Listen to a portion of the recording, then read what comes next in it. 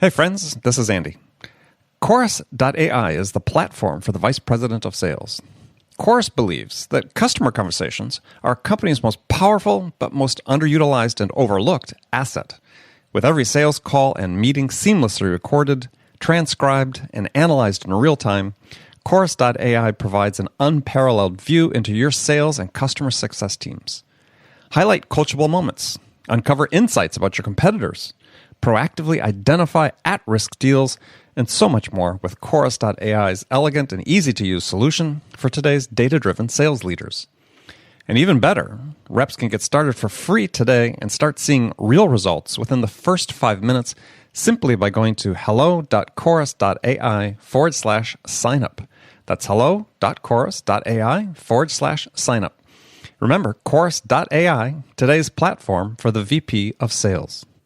This episode of Accelerate is brought to you in part by Discover.org. Looking to close 4 times as many deals in half the time?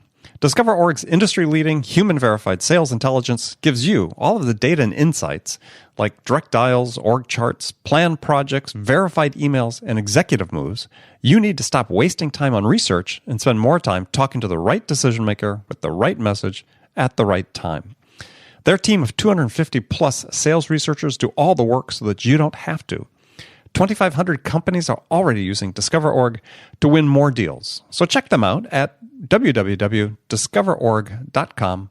That's www.discoverorg.com.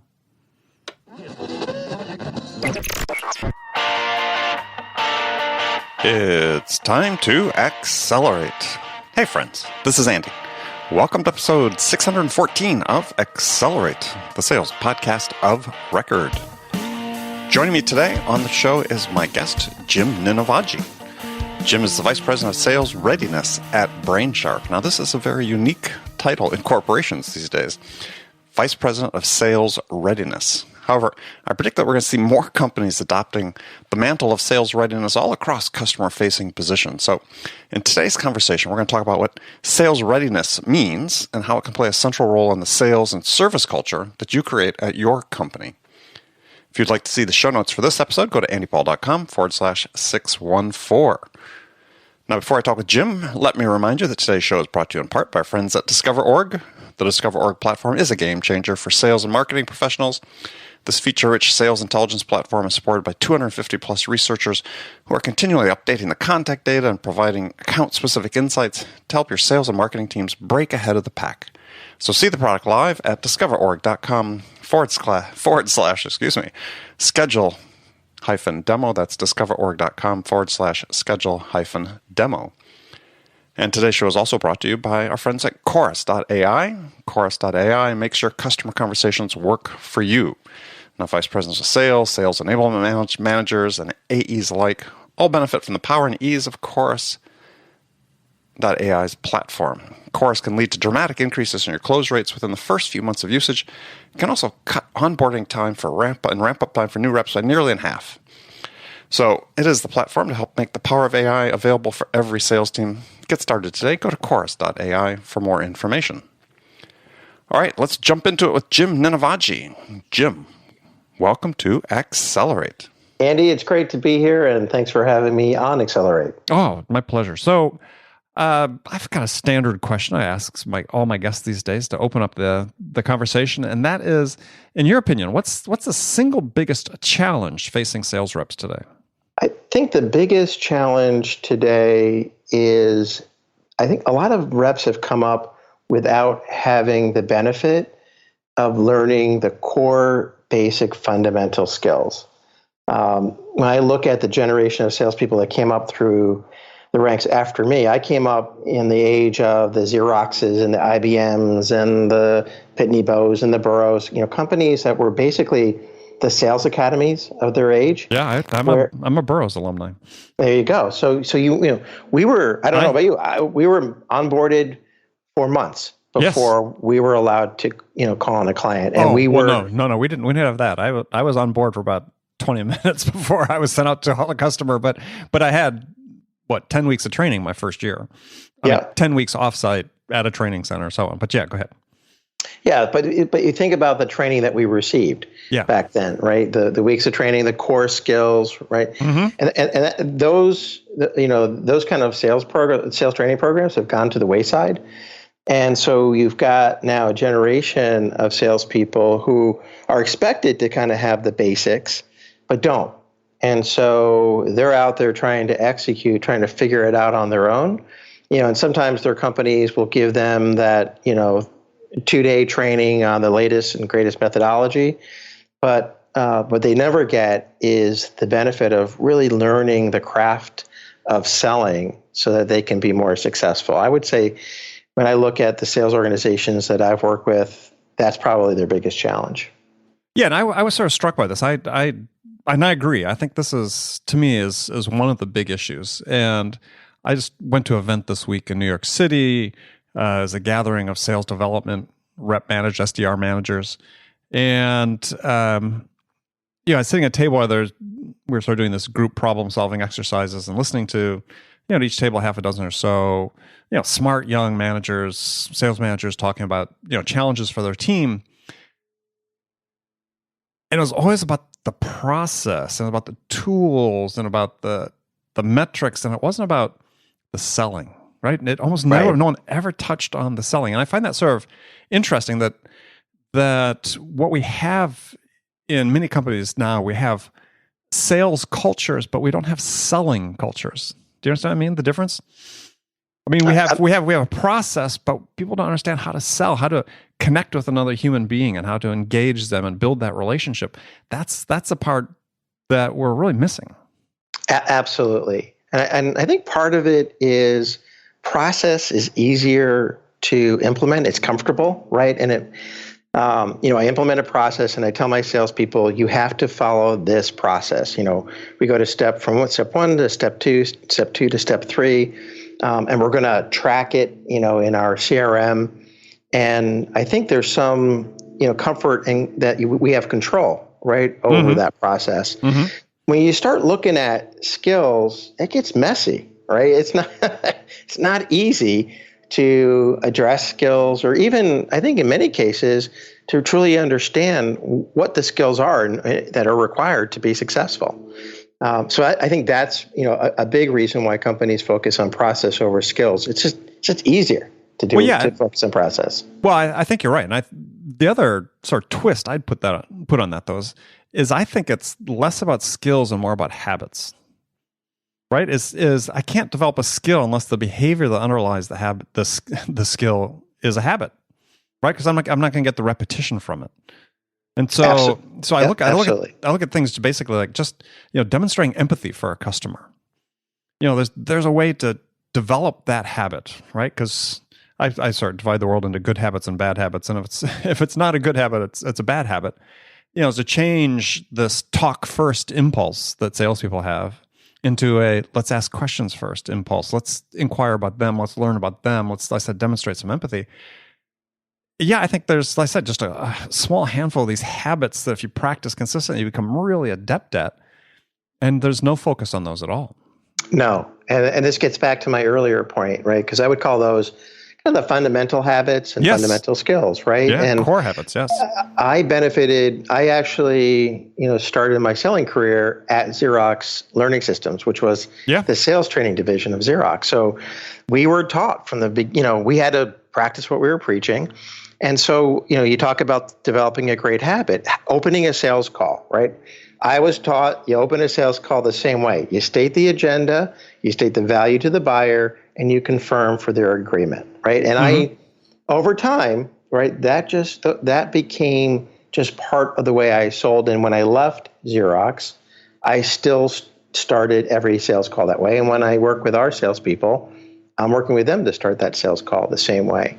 And it's a small habit. You would think, well, you just kind of, and you've probably been on sales calls where, everybody just kind of jumps in. But just taking that time to state the agenda, state the value, confirm for agreement, it sets everybody on the right path. And it lets that buyer know, hey, I'm here, I'm a business person, you're a business person, and I want to make really good use of your time. And I want to make sure we're aligned in regards to where I think we're going to go on this call. Right.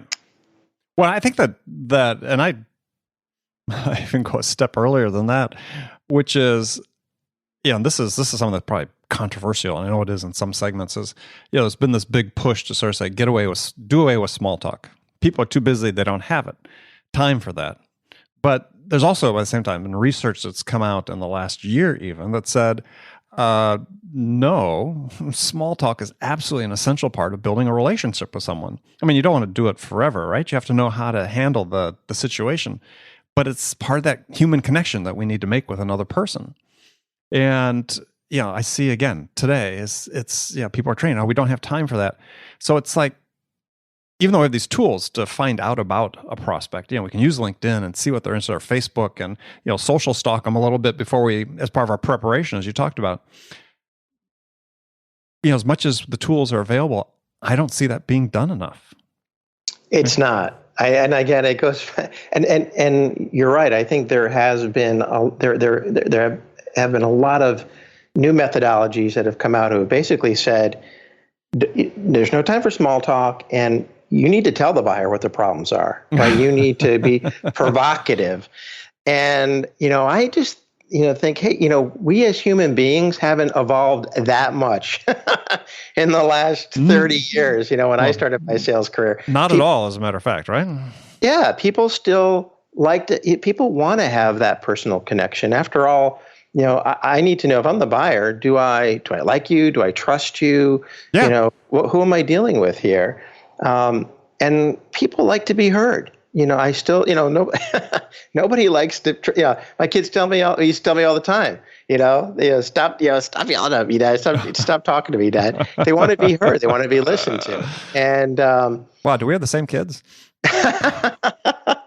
That's why my kids left for San Diego. They were tired of me. Go to San Diego and Andy will yell at you. Yeah. There you go. But, I think one of the issues that we have, and I'm saying this collectively, we as a sales profession, is that, we think, and we basically have our sellers believe, and this also came out in this function I was at the other night. Our sellers believe that they're selling to personas, not to persons or people. Yeah. And that's a huge difference. You're selling to a person, not a persona. That's right. And there's a huge, huge difference, because that person is an individual, yes, within that category. But when we sell to personas, what happens is we stop listening. Because we assume, when we ask a question, that's first question in our script, we assume that if they give us a certain answer, we know what that means. And so we don't ask the follow-on question, because that's how persona answers that question. That's right. That's right. And it's assuming that every persona is the same. It's funny. I actually wrote a blog post a couple of years ago that was entitled "Personas Are People Too." And and the gist of the blog post was all about that yes, while it's helpful for marketing, and there's been a big push in B2B to create these personas. This is what it's important to the CIO, and this is what's important to the head of security. And those are good guidelines, and certainly should guide a salesperson in terms of the questions that they're asking. But as I pointed out in my blog post, when you walk in on that call, if, maybe that CIO just got chewed out by the CEO, and the next person that walks in that door is really going to get it, right? Or, you might be dealing with a CIO who is super detail-oriented and wants to know all the facts. Or you might be dealing with a CIO who's, more big picture, right? And you've got to, adapt to that buyer's style and connect with them at a human level. So, yeah, I think there's been, again, borrowing from B2C, you're starting to see B2B companies creating all these personas, and we have to be, really careful when we're, providing some discussion templates to our salespeople, that they're just that. They're just templates. And that, what we're paying you for and the art of selling is your ability to make that, that personal connection and drive home the personal value to that particular person that you're sitting across from. Exactly. I mean, I used to use the analogy that customers are like snowflakes, no two are alike. But now that the snowflake has, an urban slang myth or definition that no one really thinks is great. I can't use that anymore. Don't use that. Yeah. So, but yeah, they are individuals. All right. So let me ask a second about what you're doing for Brainshark. So as you talk about your LinkedIn profile, you've got this unique title is your Chief Readiness Officer. So, yeah, what the heck is that? That's what my mom asked me. Yeah. Is that a real job? Jim, are you still employed? Exactly. Did you just make that up? I'm so proud of you. What is a readiness officer?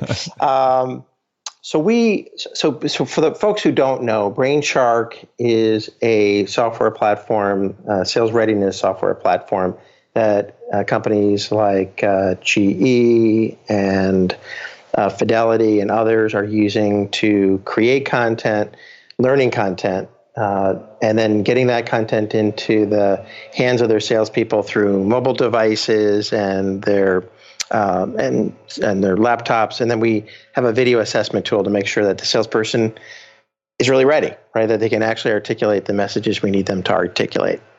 And so, with that concept of readiness, we thought it would be really cool to have a Chief Readiness Officer, partly as a platform to promote the idea of readiness, and partly because what I do at Brainshark is I'm responsible for making sure that our salespeople are ready for every customer interaction that they have. So, whether they're interacting via email, whether they're interacting via the phone or web conferencing or face-to-face, our goal is to make sure that when our salesperson is done with that interaction and the customer leaves that interaction, they leave that interaction with a feeling that it was time well spent, that they got value out of that interaction. Yes, we want them to buy from us, but we also want them to walk away saying, you know what, that was a well-run sales call, a well-crafted email. That's it. I got what I needed out of that phone call. So we decided that we would create the first. I'm pretty sure I'm the first and only Chief Readiness Officer out there in the world. So that was the reasoning behind the title. Well, let's hope it's the tip of the iceberg. I think that I think your charter actually includes all customer-facing. It does. Employees, yeah. So not just sales, and which is hugely important.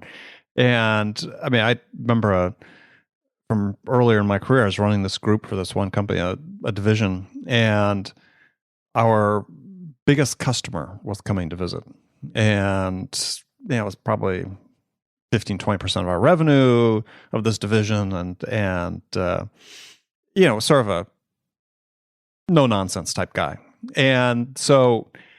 We get a word.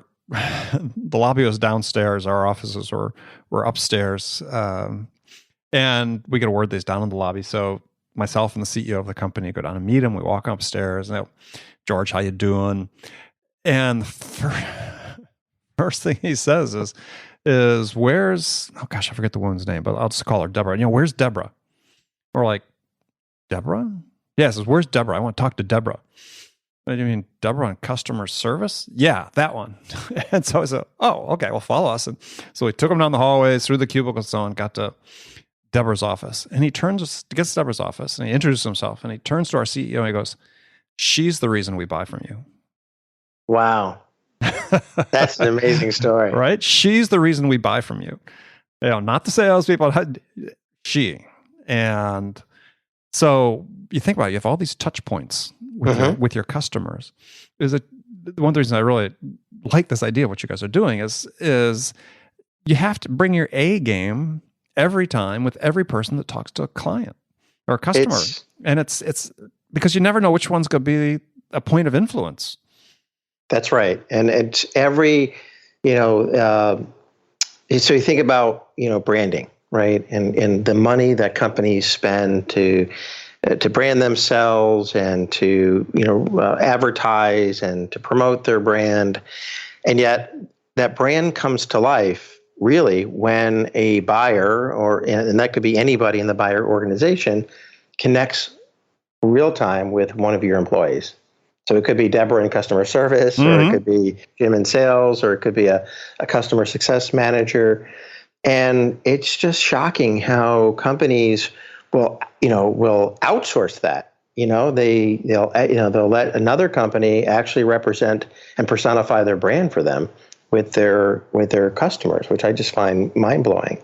And like you said, every interaction, whether it's a sales interaction or a support interaction or a service interaction, every interaction with that customer has either the opportunity to establish a relationship, deepen the relationship, weaken the relationship, or destroy the relationship. And sometimes you destroy the relationship even before it started. And that's why, while it might sound cliche-ish, I think that, readiness is really it's got to be at the heart of everything that you do as an organization as it relates to establishing and deepening those customer relationships. Well, and again, back to the point I was making before, is I think that to me, part of readiness is that people understand the urgency of every interaction, meaning the urgency to make it, as impactful, or to, as you guys talk about, maximizing every client, maximizing the value of every interaction. To me, that has to be part of the culture that people are really sensitized to, because too often, I can debrief a sales rep after a phone call, and I could ask that question. Okay, well, what impact did that have? And they'll have no idea. And if they don't, I said, well, then you have to assume it had a negative impact. That's right. Right? If if there's not overtly positive, you didn't do what you need to do and find out, and basically survey the customer and say, hey, did you accomplish what you wanted to accomplish during this call? Then you have to assume it was a negative impact. And people take these things so casually. Is I think one of the hallmarks of our time is that hey, our customers are busy. We don't have that many interactions with them, right? If we invest the time and effort to actually get in front of somebody, whether it's virtually over a phone or video or actually in person in a field call, you got to be ready. Yeah. Yep. And the buyer, and I always like to say the buyer defines readiness. We don't define it; the buyer does. And I'll share an example, a restaurant example, because I think restaurants are a good analogy to readiness. And talking about from a culture perspective, we've all been to restaurants where the wait staff, everybody owns every table, right? So there aren't stations. It's if somebody needs something, I'm there, and the waitresses and waiters are proactive in doing that. And then you go to other restaurants, right, where it's, well, let me get your waiter for you. The other, I was at a nice restaurant. I'll say a higher end restaurant, farm to table, which is the big thing that these days. Sure. And a place that had amazing craft beers and a great wine cellar. And so I asked the waiter, so tell me a little bit about this beer versus this beer. Oh, I don't know. Well, what beer would go well with this food that I'm having? Well, I don't know. I got to be honest with you, I just started. And I'm sitting there thinking, well, that's not my problem. So find me somebody who is knowledgeable, because, the reason that you pay the money for a restaurant like that is I expect a waiter who comes ready with knowledge, right? To teach me something I don't know. Now, if I'm going to, not to diss TGI Fridays, but if I'm going to TGI Fridays, I'm probably not going to ask the bartender. My expectation is less. I'll bet you that they've got a better training program at TGI Fridays than they do at that restaurant you went to. I bet they do. I mean, chances are you probably would have heard a better answer. And that's This is this idea of, a selling culture, as I mentioned, I referred to before. A selling culture is really a service culture, right? I mean, we have a sales culture. That means, we've got a process, we follow a process, but it's really about us more than the customer. Yeah, I mean, we want to serve do a good job by the customer. But to me, a selling culture is really a service culture, right? How are we helping? How are we able to connect with somebody so we can put ourselves in a position of helping them? And to your example at that restaurant, they had just no service culture. No. And putting out that, I felt bad for the waiter because he was just thrown out there. But on the other hand, I thought, well, that's not my problem. And, you think, when we think about readiness and that idea of onboarding, we were talking about onboarding earlier. When I was an analyst at Serious Decisions, we did a study and we found that 34% of companies have no onboarding program. So it's like this waiter, right? We're just going to throw you, or you at Burroughs, we're going to just throw you out. And, it's not fair to the customer, certainly, not certainly fair to the salesperson. And, as I point out, when you send out a salesperson who's not ready and they blow that interaction with that buyer, not only does it hurt your brand, but there's a cost to it, because now, that could have turned into revenue, and now it won't turn into revenue. And it may not turn into revenue for quite a while, since, companies are now making purchasing decisions that, are going out 12 to 24 months. Yeah. So there's a real cost, and it's a hidden cost. But there's a real cost for having salespeople that are not ready, and any customer-facing person that's not ready. Yeah, I think that one of the things that I see that's sort of missing in some of the onboarding programs is, realistic engagement training with customers and prospects. Sort of the interactive coaching, teaching people how customers make decisions. I mean, it's more about, at least the ones that I see oftentimes, and again, not 100% rule, but it's about our process, right? We want to make sure you really understand our process, and here's the resources we have, enablement resources available to you. But it's like, if I was to ask, a new person, well, tell me, how does a customer make a decision? Yeah. Do you understand that at all? How do people gather, evaluate information, make decisions? What are their priorities when they're trying to do that? That's a big gap in a lot of our education of our sales teams, is really understanding the mindset of the buyer, not from a persona standpoint, from just a human being. And how does a human being gather information, process it? How do they prioritize? Because Herbert Simon, won a Nobel Prize in economics. He, defined the maximizer satisficers model of decision makers. People haven't evolved past that. No, people still fall in one of those two categories. Unless people have hired me to train their team or to help, give a presentation to a team on decision making, chances are they're not getting this education. No, they're not. It goes back to that idea of thinking, hey, if we've got a process, we're in control. So, and it's, you're kidding yourself, but that's the feeling, right? That we're going to drive the sales process as opposed to aligning to the buying process. And one of the things I used to say to clients is, because companies always talk about accelerating the velocity, right? Yes. Right. Our sales cycle's too long. Pipeline right? velocity. Yes. Yeah. And I'm like, well, and I remember sitting with a VP a few years back, and he said, Jim, my biggest problem is, our sales cycle used to be 9 months long, and now it's a year. And so I think I need negotiations training so that my reps so we can shorten the sales cycle. And this light bulb went off in my head. And I said, well, why don't you just tell your salespeople to make the sales cycle 9 months? Oh, you know what? Better yet, tell them to make the sales cycle tell them to make the sales cycle 3 months long. And he said, I can't do that. And I said, well, why can't you do that? He said, well, because our buyers, I said, bingo. I said, you're asking the wrong question. It's not why has the sales cycle gotten longer, because I'm pretty sure your salespeople don't have an incentive to have the sales cycle start going out 3 months. I said, you got to figure out, why is it taking your buyer 12 months to make a decision that used to take 9 months? What's going on with your buyers? And I mean, that's a simple example, but I think it's a great example. We kid ourselves when we think we can, there are only certain things we can do to accelerate the sales process. It's really looking and going, how can I accelerate time to decision? And what can I be doing as a salesperson to help my buyer make a decision? And also, how do I help them make a decision to not use us faster so that neither of us are wasting our time? Yeah. It's a different mindset, but I think for those organizations that have that mindset, they just, they do a much better job in forecasting. They're much better at being able to, even simple things like, quota attainment, pipeline management. It's just that switch of looking outside in versus inside out.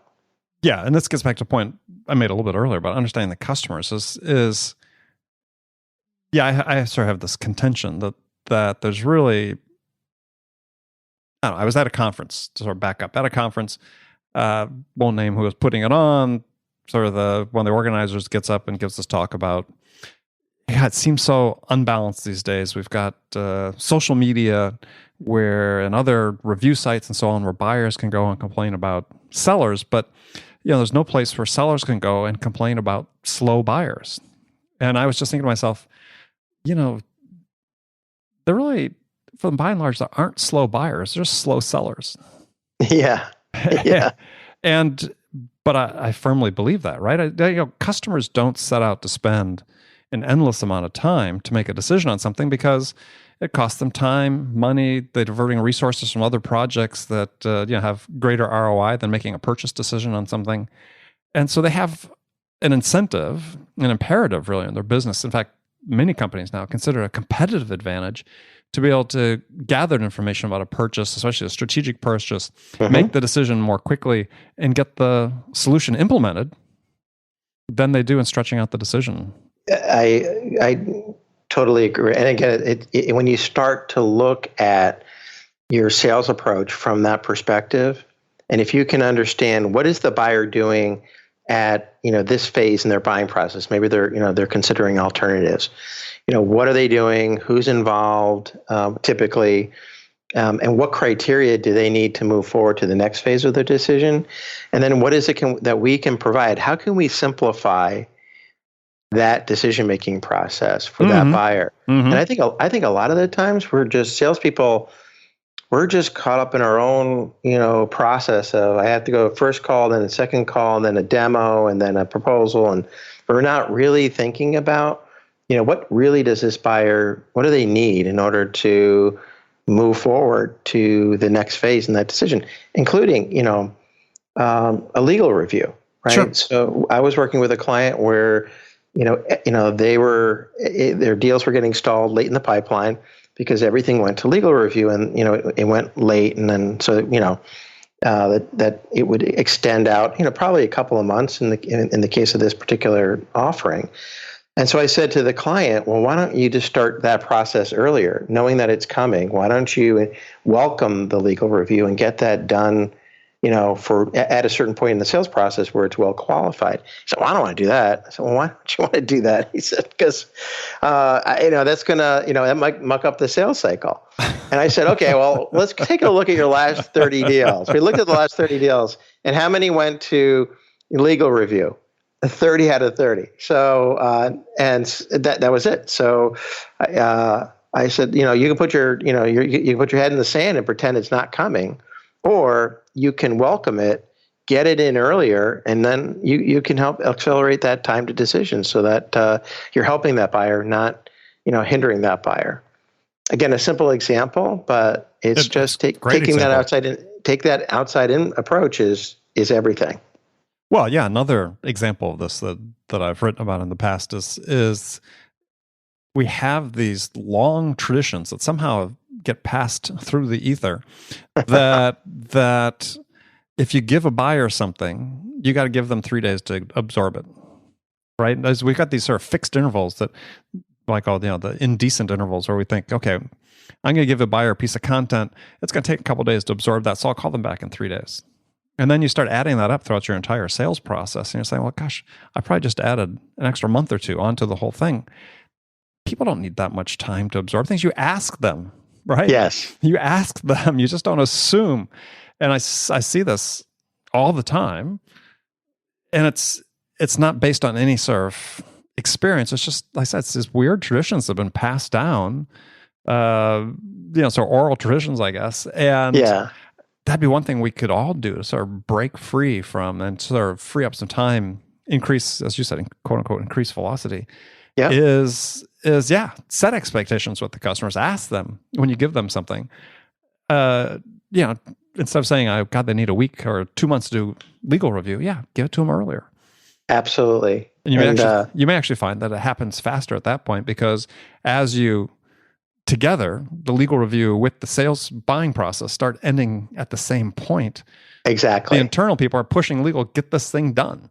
Exactly. That's exactly what happened with this particular client. We were able to increase time to decision, I'll call it, by 40%, because that's another pet peeve and something that when I was running a sales team, when I was a salesperson, my manager was always asking me, "When are you going to close this? When are you going to close this? When are you going to close this?" Right? Like I had a magic closing wand. Yeah, I know. I'll close it Tuesday. And yes, and don't, I don't want to, there are things that salespeople can do to help, a decision. But when I was running a sales team, I changed that question and I started asking my salespeople, when is the buyer going to make a decision? Why do they need to make a decision on September 30th? I know why you need them to make a decision on September 30th because it's quarter end, but what's going to happen? What are the implications for the buyer if they don't make a decision on September 30th? What do they need to do between now and September 30th to make the decision, right? And just by changing that question and changing the wording, I was able to get much better. My reps became less defensive, like, why aren't you closing this, right? Like, it's you should just grab the customer by the throat and get them to sign the contract, to a more thoughtful conversation around really, where are you? And, we're a week away from September 30th and it still hasn't gone through, legal review. Is it really realistic knowing that it usually takes 15 days for that to happen? Are we really going to get this done by September 30th? And so we could, while it wasn't always good news, it was realistic news. Yes. And just change I think it really helped change the mindset of the sales team as well, in terms of how they approach their deals. Yeah, no, I agree, and very similar philosophy. I mean, I did work for a couple of people throughout my career whose perhaps expectations about when things were going to close was somewhat inflexible, but yes. So, I remember several unpleasant instances, like calling a customer at home at 8 p.m. Christmas Eve. Customer was not extremely happy to get my phone call, surprisingly. I'm here to wish you a Merry Christmas and... Where's my freaking order? That's right. You had promised it before you left the office. Yeah. Well, Jim, unfortunately, we're run out of time. And I think we set a record for actually using fewer of the questions I prepared than any other interview I've ever had. So good stuff. I hope that's a good thing. It is a good thing. Yeah, we got off on a path, and that was great. So, tell people how they can find out more about Brainshark and connect with you. Sure. So you can find us on the web at www.brainshark.com, and you can connect with me on LinkedIn. It's just Jim Ninivaggi, and also on Twitter at jninivaggi. Okay, perfect. Jim, thanks again. This was great. Friends, thank you for spending this time with me today. Remember, come back, join me for the next great episode of Accelerate with another great guest like we had today with Jim. And until then, if you get a chance, really appreciate it. Go to iTunes, subscribe to this podcast, or wherever you listen to the podcast. Subscribe, leave us a review. We want to hear what we can do to serve you better. So thanks again for joining me. Until next time, this is Andy Paul. Good selling, everyone.